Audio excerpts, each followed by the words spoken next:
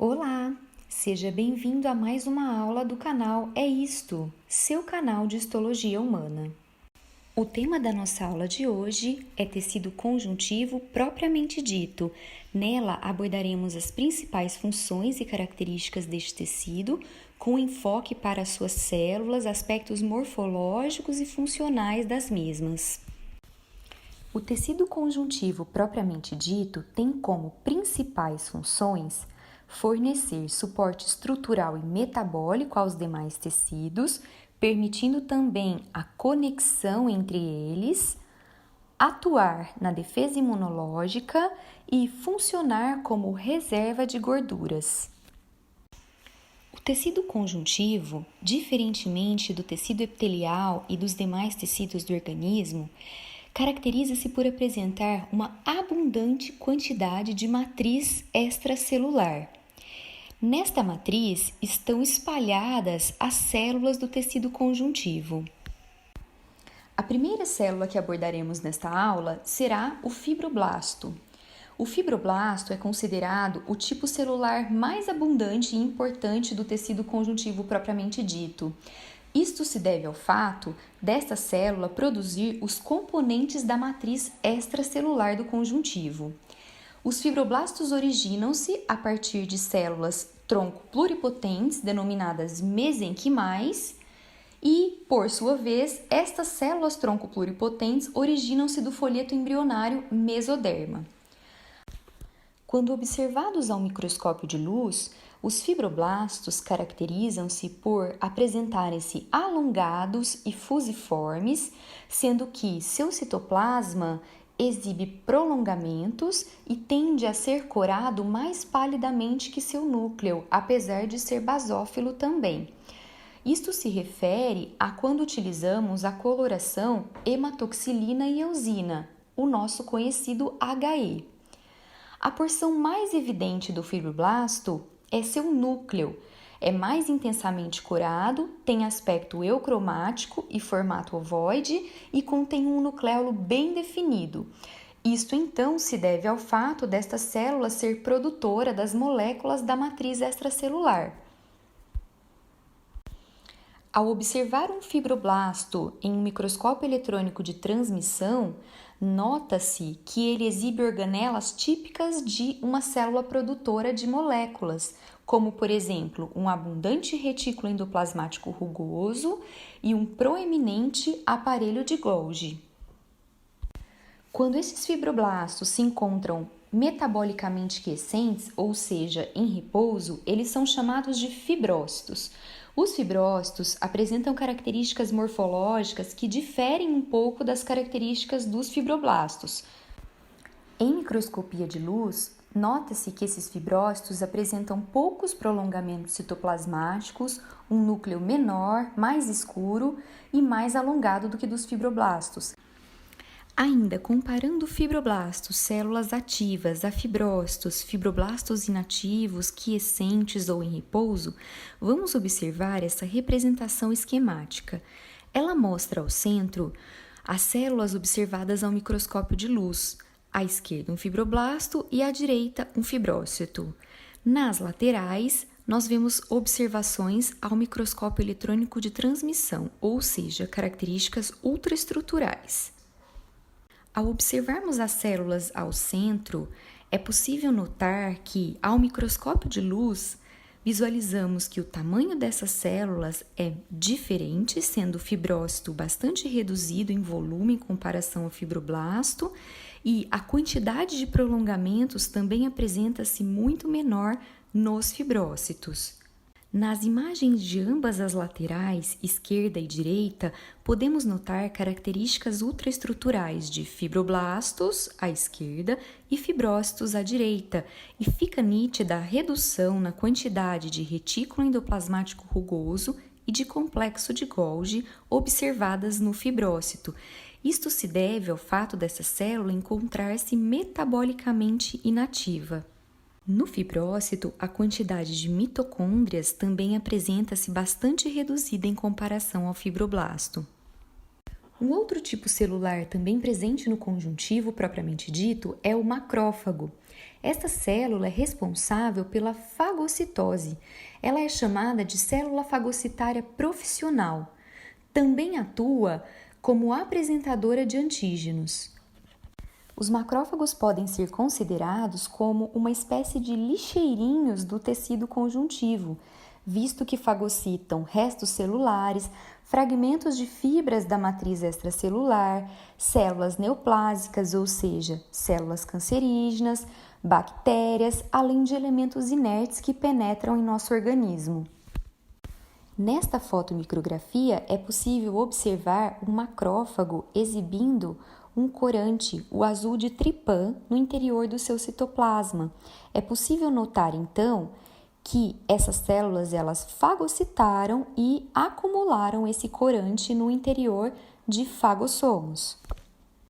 Quando observados em eletromicrografias, ou seja, imagens obtidas a partir de um microscópio eletrônico de transmissão, notamos que os macrófagos apresentam protrusões e reentrâncias em suas superfícies, o que caracteriza a sua elevada atividade de pinocitose e também de fagocitose. Além disso, apresentam uma grande quantidade de lisossomas, além de complexo de Golgi e retículo endoplasmático rugoso bastante proeminente.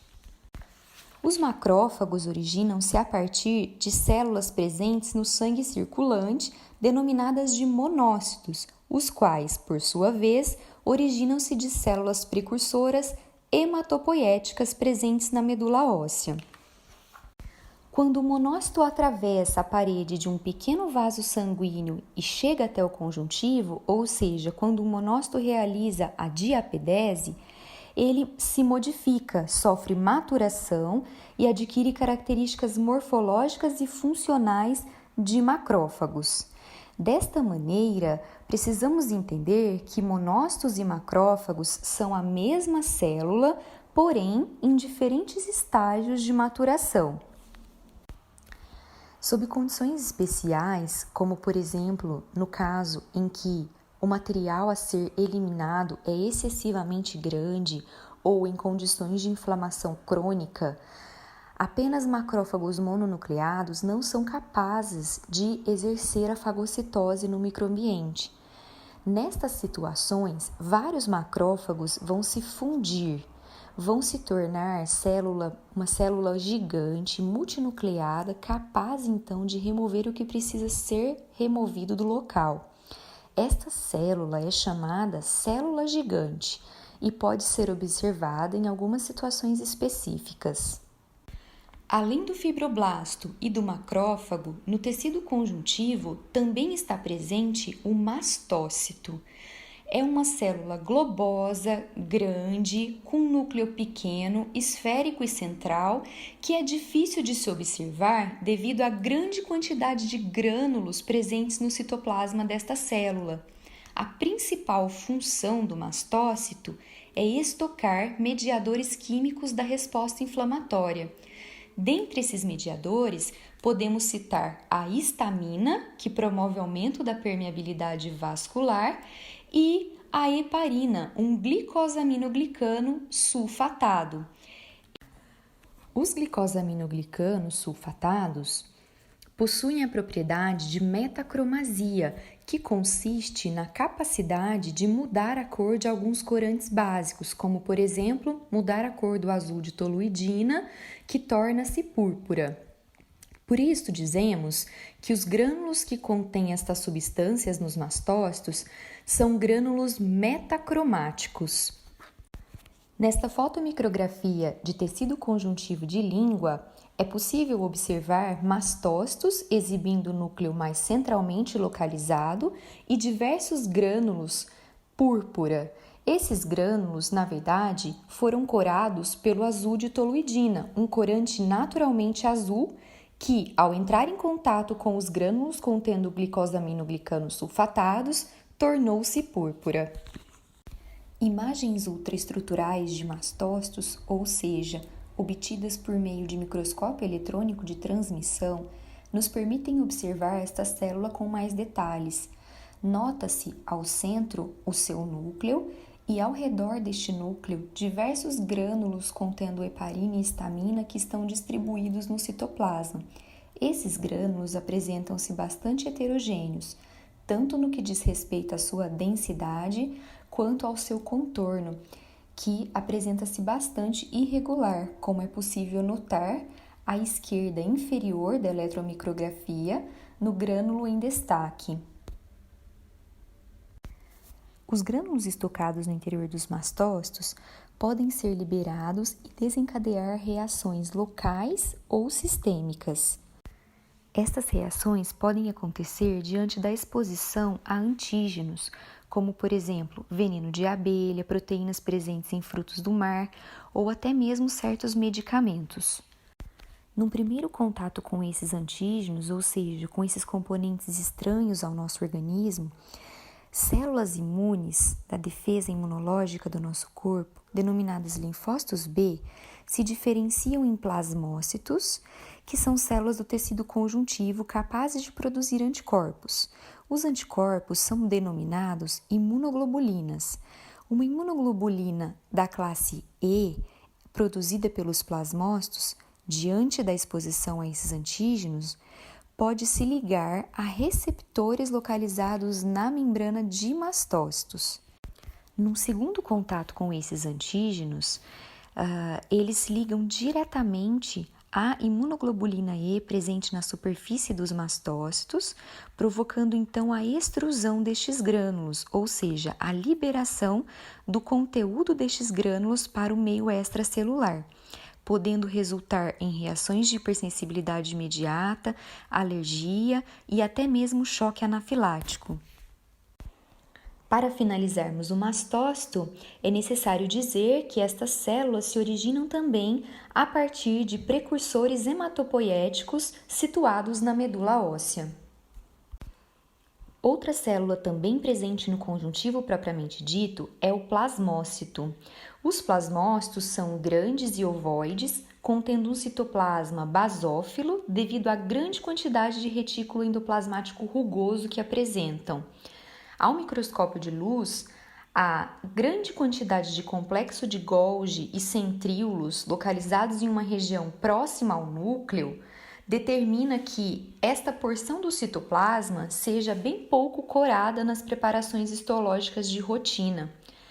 O núcleo dos plasmócitos é esférico e excêntrico e contém grumos de cromatina que se distribuem em algumas regiões de maneira alternada, formando um arranjo que nos lembra os raios de uma roda de carroça. Eles são pouco numerosos no tecido conjuntivo normal, exceto nos locais onde há uma inflamação crônica. A abundância de retículo endoplasmático rugoso e complexo de Golgi no citoplasma de um plasmócito deve-se à função que ele exerce. Os plasmócitos são produtores de proteínas denominadas imunoglobulinas, mais popularmente conhecidas como anticorpos.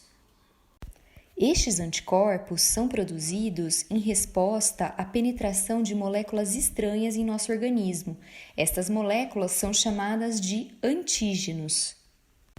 O plasmócito também tem sua origem a partir de uma célula-tronco hematopoética que se diferencia num linfócito B e a partir deste linfócito B teremos então o plasmócito.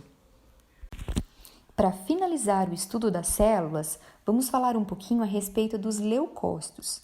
Leucócitos são os nossos glóbulos brancos, que migram a partir do sangue circulante para os tecidos conjuntivos. Mesmo em situações normais, nossos tecidos conjuntivos terão ao menos uma pequena quantidade desses glóbulos brancos. Os glóbulos brancos serão estudados com mais detalhes na aula de sangue. Porém, para agora, é importante mencionarmos que eles vão, por diapedese, atravessar a parede de pequenos vasos sanguíneos, passando então do sangue para o tecido, onde vão exercer suas funções, ajudando na proteção do tecido conjuntivo. E aqui finalizamos mais uma aula do É Isto. É isto aí, pessoal! Se você gostou, curta o nosso vídeo e deixe o seu like.